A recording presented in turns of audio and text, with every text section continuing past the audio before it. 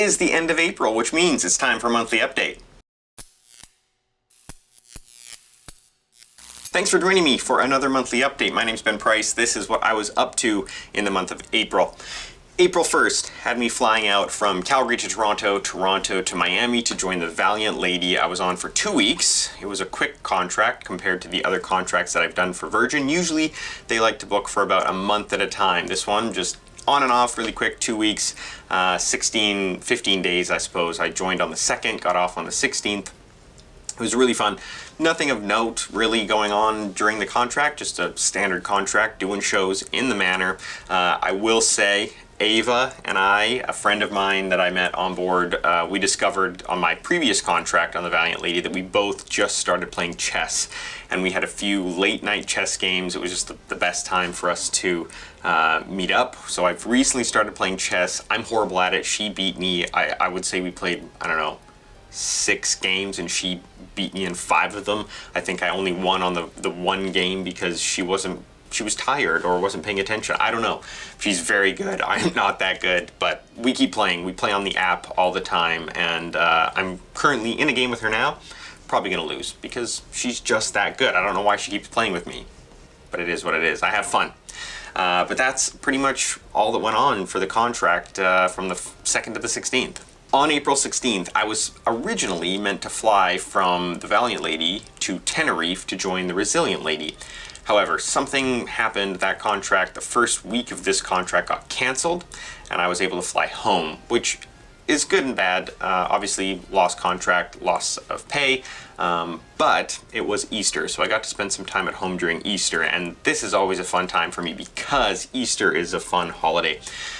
In my family, my family is Ukrainian, so first of all, we eat delicious food, pierogies, cabbage rolls, sauerkraut, beets, all these things, delicious Ukrainian food. Ham, I hate turkey, so we have the ham. It's delicious. Second, most importantly, the eggs we decorate. We always like to decorate Ukrainian Easter eggs, and usually I'm not home for this, but I was able to be home for it. Tori came along with me. This was our first time decorating, first time when she was very, very young, first time as an adult decorating Ukrainian Easter eggs. We had a blast.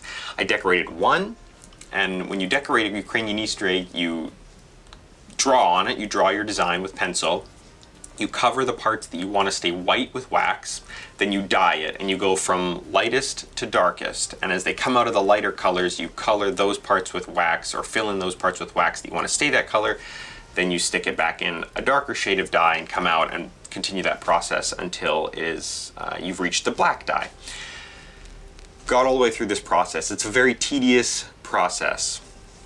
When you're done, you need to take off all the wax, and you do this by burning the egg over a tea-light candle. So I was burning the wax, wiping it off, burning the wax, wiping it off.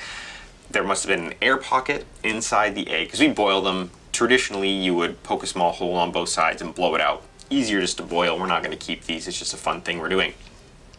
Must have been a little air pocket where the egg didn't boil or wasn't solid inside, and my thumb went right through it, and that really ticked me off. So much so, I heaved the egg across the kitchen, and it took me maybe 10 minutes to decide that I was actually going to try again. And I did eventually get one finished, tried again, finished up the egg. It was a lot of fun, and I always look forward to that exercise during Easter holiday. So it was nice to be home. We visited my family, we visited Tori's family, and then I came back home and got ready to come to where I am now. During the time at home where I was getting ready to come to where I am now, Tori and I had a little bit of a date night. We had 2 date nights actually, one before we left and one after we got home. The one before we left, we went to Calcutta Cricket Club in Calgary. It's a upscale Indian restaurant. I love Indian food, but I have to say, no shade to Calcutta Cricket Club. I'm sure that people enjoy your food and it's a really good time. I would not go back there. I didn't enjoy the food as much as I hoped I would. It's a fantastic restaurant inside. It looks beautiful. The seating was comfortable. The service staff was fantastic. However, the food just didn't do it for me. There is an Indian restaurant in town. I cannot remember the name. I will find out and I will put it on the the screen because it's delicious. It's the one I go to every time I want Indian food in Calgary. They have a couple locations. The one I always go to, I just know where it is, so I don't need to know the name. It's in the farmers market, the Crossroads Community Farmers Market. So if you ever want delicious Indian food, head there. It's a famous restaurant in Calgary. Chances are, if you're from Calgary, you know exactly what I'm talking about.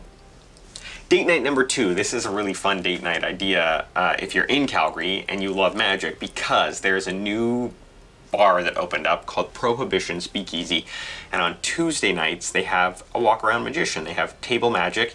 You have your little cocktail, fantastic looking cocktails. Obviously I don't drink, but Tori got a cocktail and it came to the table prepared in a lantern. There was moss all over it. It was fantastic. Really cool experience. But there's magic, and that for me was top notch. This a magician that I'd never met before, never heard of before, but they're there every Tuesday doing fantastic table magic. I enjoyed myself thoroughly. I knew some of the tricks. I was reminded of some old tricks that I know but forgot about. So that was really fun. Tori had a great time, and we'll probably be going back to see some more of the tableside close-up magic to Prohibition Speakeasy Lounge. The day before, I flew out to Barcelona. I went with Tori to Red Deer, where we celebrated Courtney, our mutual friend's birthday. This was a really quick trip up and down, but it was a fun thing to do because it was the first time in quite a while, I think since we all went to Mexico, that everyone was together. So it was really fun to see everybody, spend some time with each other, have some food, some drinks, some laughs, shared some stories from our Japan trip, and then we made our way back to Calgary because the next day I started my trip to my contract on the Resilient Lady. I was exceptionally excited about starting the contract in Barcelona because I have been on this route before, and every time we were in Barcelona, it was on a Sunday, so we do an 8-day or 7-day route, and we would come out of Barcelona and back into Barcelona on a Sunday. This was problematic for me because there is a magic shop. It is what is now, I believe, the oldest magic shop in the world, but on Sundays, it's closed. So I could never go and visit. I went and looked at it from the outside, but that was as much as I could do. This time I flew into Barcelona. What day was it? I flew into Barcelona on a Friday. So I was super excited. I was jet lagged as heck.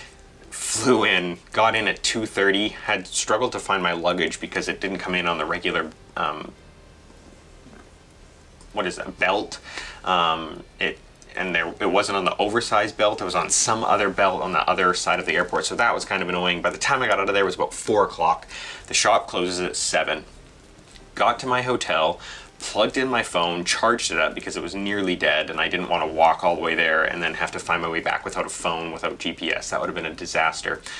Charged up my phone for about an hour, showered in that time, got ready, got dressed, and booked my way. It was a 20-minute walk to this magic shop. I get to the magic shop, I take a picture of the outside because I'm like, this is awesome, I'm gonna get to go in. And then I walk closer and there's a sign on the door, and it is in Spanish.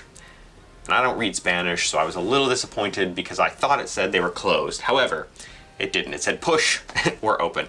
So I went in, fantastic experience. It was so cool inside. It's a standard magic shop. They sell certain things that you can find at other magic shops and at online vendors, but it's just the experience of being in the oldest magic shop, if not one of the oldest magic shops in the world. Super cool experience, and I was super happy that I got to go. Went back to my hotel, fell right asleep. Next morning, I embarked on the Resilient Lady. We started in Barcelona, we're making our way to Athens, and that is where I will debark the ship and fly, not home, but to Vancouver to get on another ship. But that's all happening in May, so I shan't be bothering you with those details right now. Holy smokes. I totally blanked on this yesterday, but I have to mention that in April, on the 20th, was the love of my life's birthday. Tori's birthday was in April. Obviously, we celebrated with my family when we were at my house, or my parents' house, and then we celebrated with her family when we were at her parents' house. A lot of celebrating going on. She has not chosen her birthday present yet, and I told her what it was going to be, but she has to make a decision on it. She hasn't done that, but I did get her something lovely. Of course, she deserves it. So if you haven't yet, it's not too late. Wish Tori a happy birthday. Thanks so much for joining me for this monthly update. I hope you enjoyed it, and I will see you